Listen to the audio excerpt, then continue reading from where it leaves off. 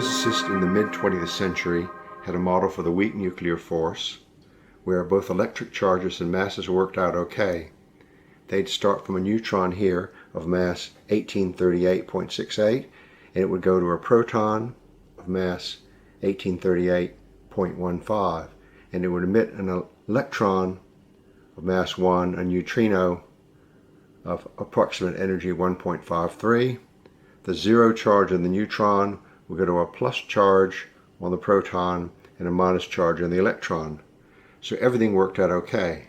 Then they discovered what's called a W minus particle, a very heavy mass, as an intermediate. Now things don't work out okay. The neutron has to somehow oscillate to a W minus particle, very high mass, before it ejects an electron neutrino and forms a proton. So the masses aren't okay, and the reason is the neutron can't eject a W particle, it has to oscillate to it, because the neutron is much lighter than the W particle. So it can't just eject it like it's a bird or an electron. The two particles have to oscillate in time with one another.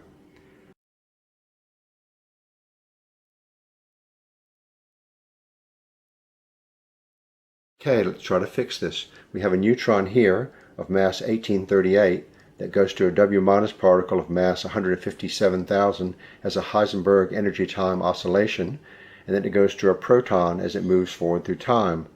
The intermediate W particle ejects an electron and neutrino, so all the masses are okay, but the electric charges aren't okay.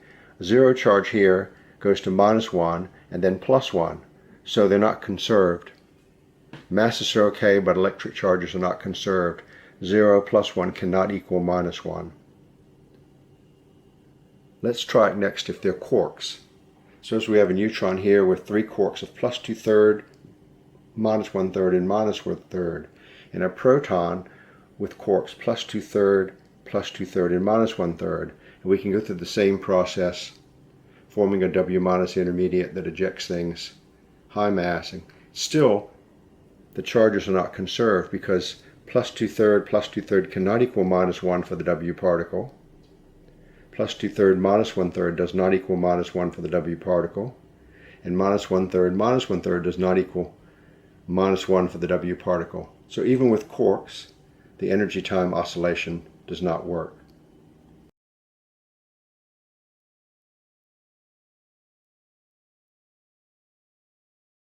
The likely solution to this problem is that quarks do not have a perfectly constant electric charge as they move forward through time, but rather they have an electric charge which can vary rapidly between 0, +1, and -1.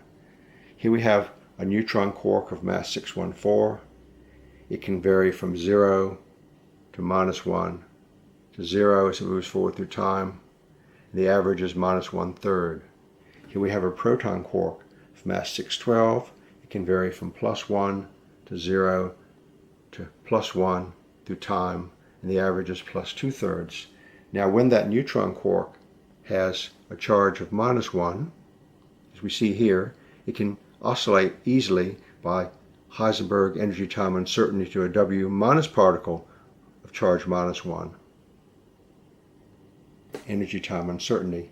And then when it goes to emit an electron and neutrino, it can even switch to a Z0 particle, which is neutral, mass 179,000.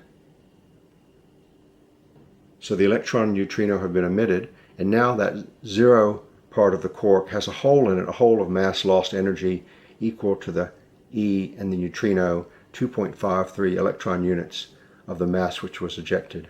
So that's why the mass of the quark goes from 614 to about 612. And if we don't do this, we can't explain loss of mass or conservation of electric charge.